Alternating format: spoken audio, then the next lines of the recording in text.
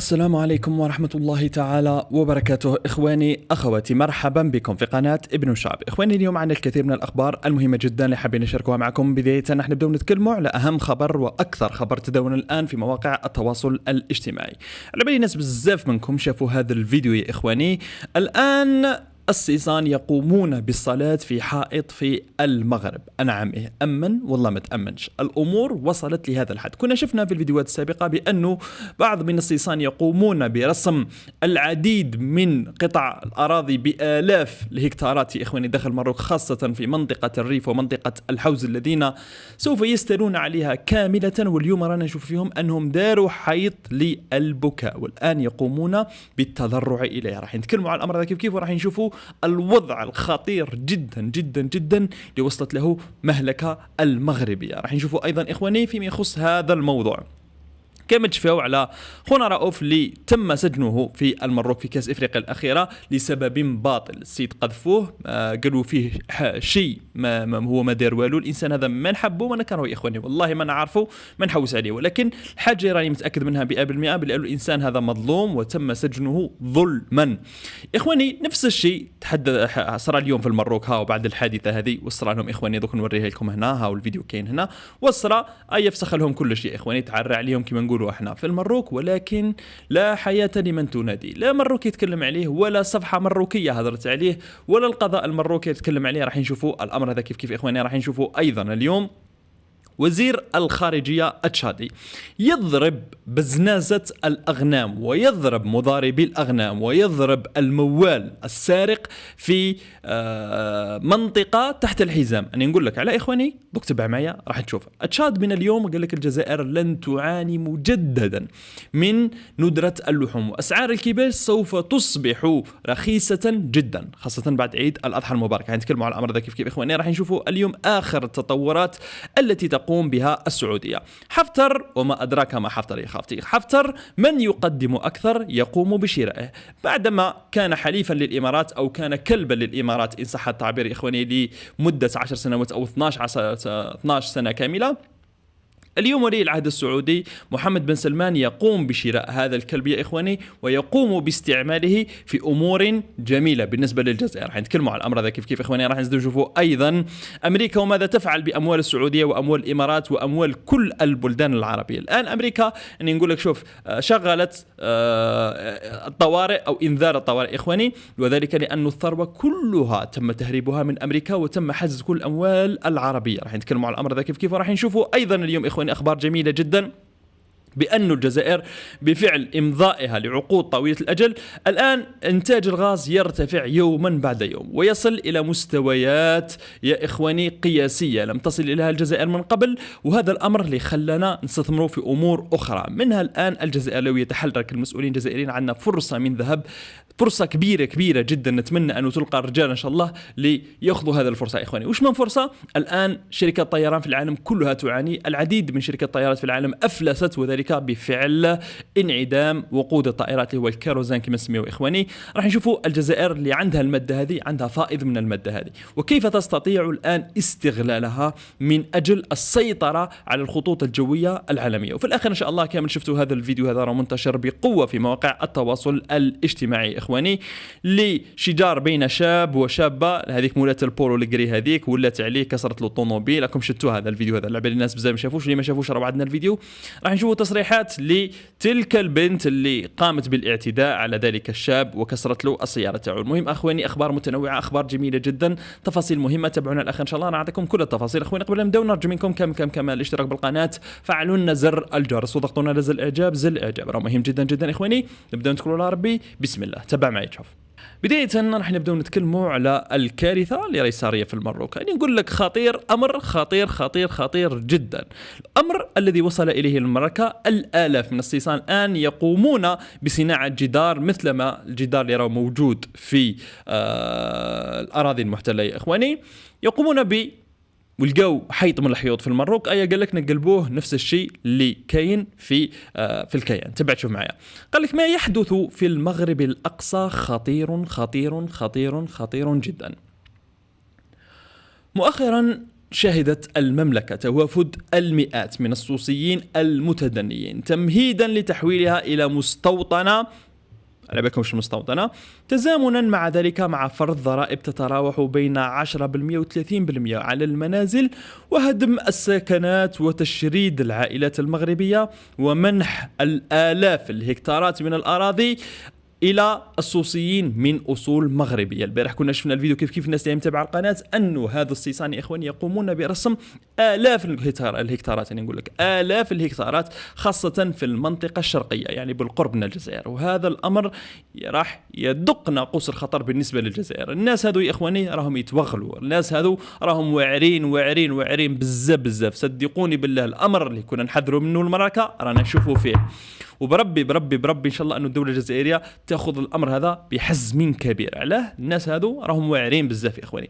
صدقوني بالله بعد 4 سنوات 5 سنوات سوف يقومون بقسم المروك، سوف يأخذون الجهة الشرقية اللي لاصقة مع الجزائر. هذه خططهم هكذا. روحوا اقراوا التاريخ يا اخواني تشوفوا كيفاه جاوا الفلسطينيين وكيفاه قاموا بكم على بالكم بلا ما ندخل في تفاصيل، لأنه القناة راهي تحت الريسك، وكم على بالكم يا اخواني. وش رايكم في هذا الأمر؟ اكتبوا لنا في التعليقات. الآن زيد تبع تشوف معايا، راح نشوفوا الشعب صراحة نقول لك شعب رخيص، والله لا شعب رخيص يا اخواني، لانه لو جاوا رجال صح ما يخليوش الامور هذه تحدث.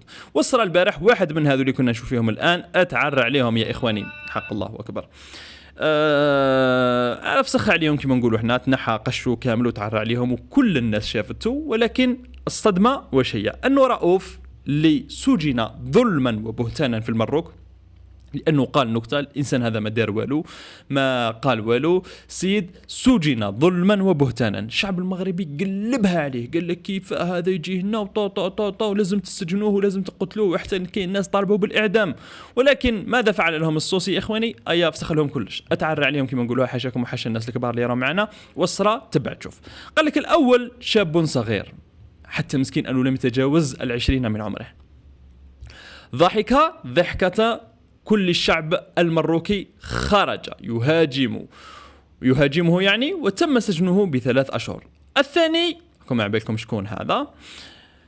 تعرى عليهم، قال لك نهارا جهرا ولا مروكي تكلم والقضاء المروكي نايم، قالوا فيكم أنكم البابونة، كم عبالكم شو معناتها إخواني، ولكن الحمروكي عبد ذليل مجرد جرثومة في بلده يتم تهجيره في بيته إسكان بنو فيه. يعني إخواني كارثة بأتم معنى الكلمة. تخيل معي كي قلت لكم شعب طحان. عليه شعب طحان؟ إنسان هذا بريء، داروا حملة عليه، صفحة مغربي ما كان صفحة ما تكلمتش عليه، وعند ربي راكم خصوم تاعو يوم القيامة. الإنسان هذا سجن ظلما وبهتانا مدة 3 أشهر كاملة، العائلة تاعو تشردت عليه مسكين. كل صفحة المغرب تتكلم عليه، وهذا اللي تعرى عليهم إخواني جهارا نهارا في وسط المدينة، نقول في وسط الناس تمشي، وأعطى ولا صفحة وحيدة تكلمت على هذا الشيء، ولا مغربي واحد خرج وقال حاسبوه والله تكلموا عليه.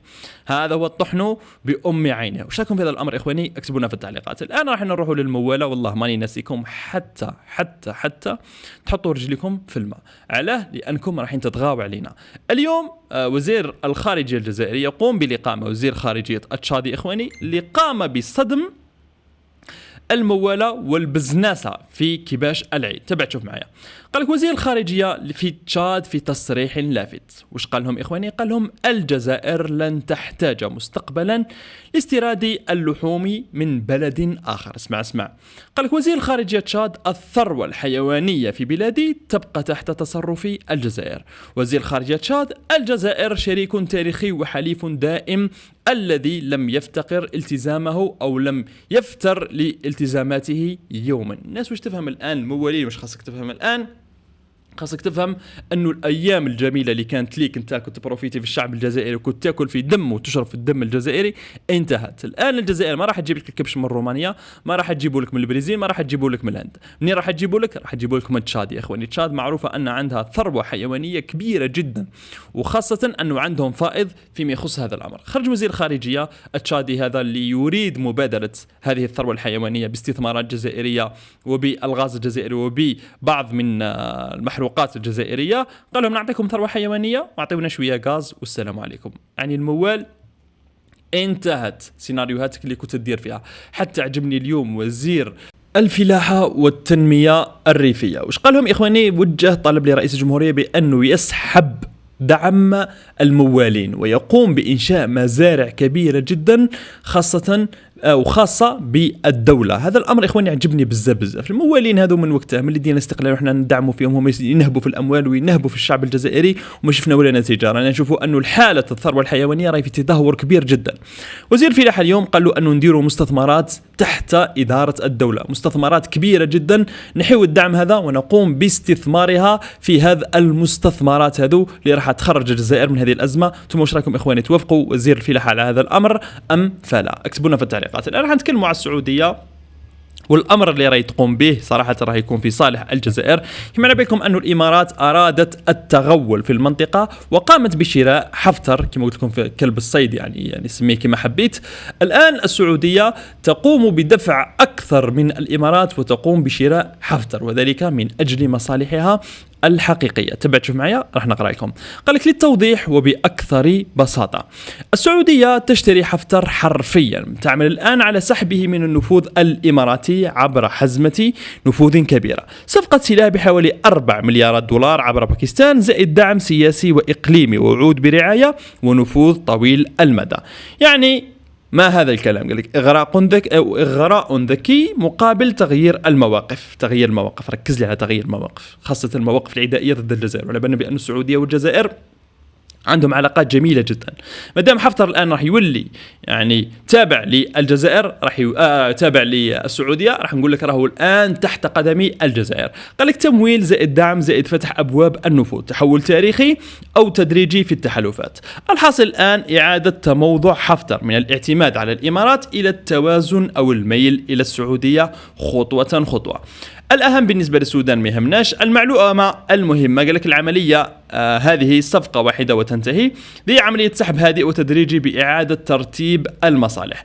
الخلاصة السعودية بدأت فعليا في تفكيك نفوذ الإمارات حول حفتر خطوة، والنتيجة المباشرة اختناق أخطر شريان دعم للميليشيات عبر ليبيا. فهمتوا إخواني ولا ما فهمتوش؟ الناس هذو للبيع، نقولها بكل صراحة، من يقدم أكثر يصبح تحت إمرأته. هذا الأمر راح يساعدنا احنا. وعلى بالي هناك يعني تنسيق كبير جدا بين السعودية والجزائر فيما يخص هذا الأمر. يعني الخطر تحفتر اللي كان موجود من جهة ليبيا بربي إن شاء الله راهو انتهى، بربي إن شاء الله. إخواني هاي الأخبار المفرحة زي تبعت شوف معي. الآن راح نتكلموا على أمريكا وماذا تصنع بأموال العرب. كيف راك تشوف هنا إخواني؟ قال لك عاجل وغير عاجل، الولايات المتحدة الأمريكية تحجز أموال الدول العربية، تماطل في تسليم أموال صناديق عربية رغم حاجة أصحابها إليها. هذه الأموال هي خاصة بدول عربية غنية من مبيعات النفط والغاز، وهي مودعة في بنوك أمريكية. مسؤول عن هذه الدول حاليا في واشنطن لإقناع الإدارة الأمريكية بالسماح بسحب جزء من هذه الأموال. شوف أمريكا يا قال لك في سباق أو في سياق متصل. وفقا لتقارير إعلام الأمريكي مثل وول ستريت وقناة الحرة، قامت وزارة الخارجية الأمريكية مؤخرا بتعطيل تسليم شحنات نقدية تبلغ قيمتها حوالي 500 مليون دولار من الأوراق النقدية الأمريكية. هذه الأموال هي أصل من عائدات مبيعات النفط العراقي المودعة في حسابات لدى بنك الاحتياط الفيدرالي. يعني الناس هذو أراهم غارقين بوحدة الدرجة مع أمريكا، وحدة الدرجة إخواني لا يمكن حتى وصفها. علاه؟ لأنه حتى الأموال تاعهم لا يحتفظون فيها في بنوكهم يا إخواني، أموال تاعهم يحتفظون بها في بنوك أمريكية. ونهار تحتاج أموالك، على بالنا الآن دول الخليجية راهي في أزمة كبيرة جدا، تحرم من أموالك. راك تشوف الله مكشوف أي درجة راهم غارقين هذا العرب. أما بالنسبة للجزائر يا إخواني فالوضع مختلف تماما. الجزائر الآن راهي تمشي في اقتصاديات وفي اتفاقيات كبيرة جدا تبارك الله ما شاء الله. نقول لك رانا نحطموا في أرقام قياسية منذ الاستقلال، لم نصل لمثل هذه الأرقام يا إخواني. هنا نقلا عن صحيفة العربية الخاصة بشمال إفريقيا تتكلم منصة الطاقة، قال لك أن هناك إنتاج الجزائر من الغاز الطبيعي يرتفع إلى 128 مليون متر مكعب. تبارك الله ما شاء الله، تبارك الله ما شاء الله. الله. اللهم زد وبارك، اللهم احفظ الجزائر. تبع شوف معايا راح نقرا لكم الخبر هذا كيف. قال لك ارتفع انتاج الجزائر من الغاز الطبيعي خلال فبراير الماضي بنسبة 1.5% على اساس سنوي ليصل الى 8.946 مليار متر مكعب، بزيادة قدرها 128 مليون متر مكعب. تبارك الله ما شاء الله، مقارنة بالفترة نفسها عام 2025. وأظهرت بيانات حديثة نشرتها من منصة الطاقة المتخصصة في صعود متوسط الإنتاج اليومي إلى 11.29 مليار قدم متر مكعب. يعني من الأرقام هذو على بالي راح تكون لكم شوية مملة، ولكن المهم والأهم بأن الجزائر الآن راهي في الطريق الصحيح.